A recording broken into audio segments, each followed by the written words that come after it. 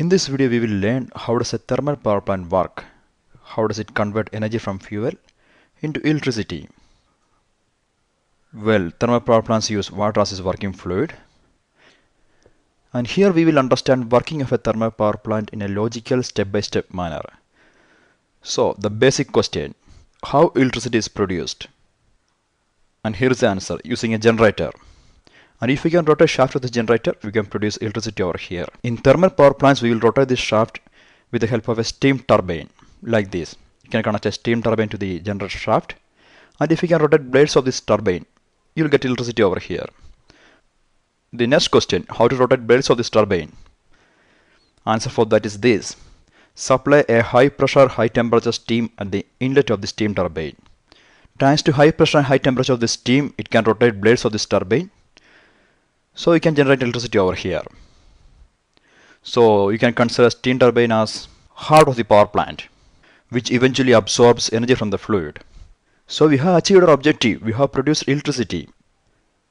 But the main challenge here is how to produce this electricity continuously. Means, when this high pressure, high temperature steam passes through this turbine, the blades will rotate, so the blades will absorb some energy from the steam. So steam will obviously lose some energy. So at the outlet of the steam turbine, you can see the fluid is having low pressure and low temperature. So if somehow you can bring this fluid back to this original state, to high pressure, high temperature, then you can have a continuous process over here. So you'll get continuous electricity from generator side. So that exactly is our challenge in a steam power plant. How to convert this low pressure, low temperature steam back to its original state. Means to a high pressure, high temperature steam. Before finding how to do this, we will analyze this process more thermodynamically. I have drawn two graphs here. One is pressure volume graph, next is temperature entropy graph. So these are vapor domes of steam. Means inside of this dome is mixture of liquid and vapor, and right side will be completely vapor and left side will be completely liquid. And this is our starting point, a high pressure, high temperature steam. And during this process, we know pressure decreases. So in a pressure volume graph, the pressure will come down.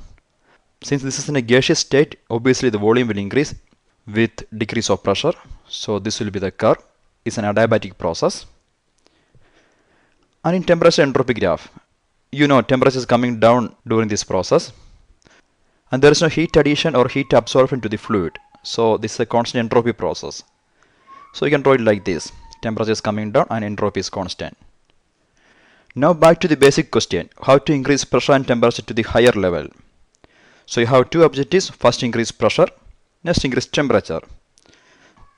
If you want to increase pressure of this fluid, obviously there will be an answer in your mind. Just put a compressor after this, right?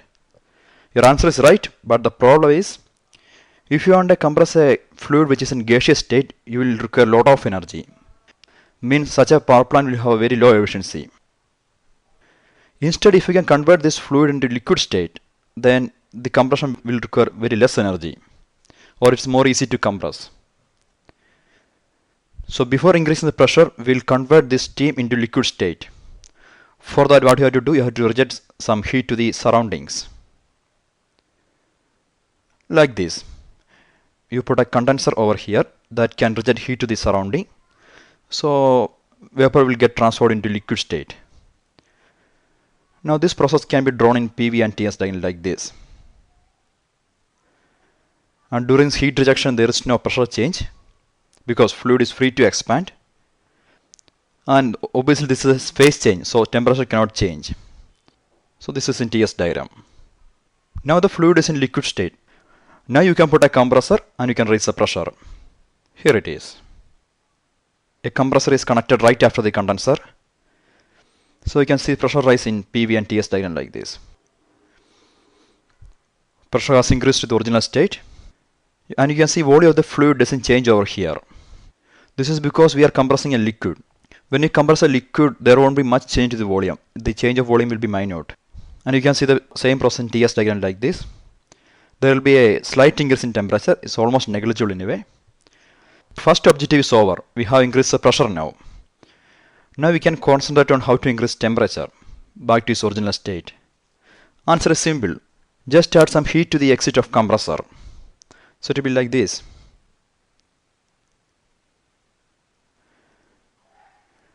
we will use a heat exchanger called boiler, and we can add heat from outside to the fluid. So obviously temperature of the fluid will increase back to its original state, and you can see it over here. Temperature rises from here to its original state. And during this process, pressure remains same because fluid is free to expand. Now the cycle is complete, and this cycle is known as Rankine cycle. And this is a basic Rankine cycle. In order to execute this Rankine cycle in a power plant, you will need some other accessories, especially for heat removal and heat addition. We will see that.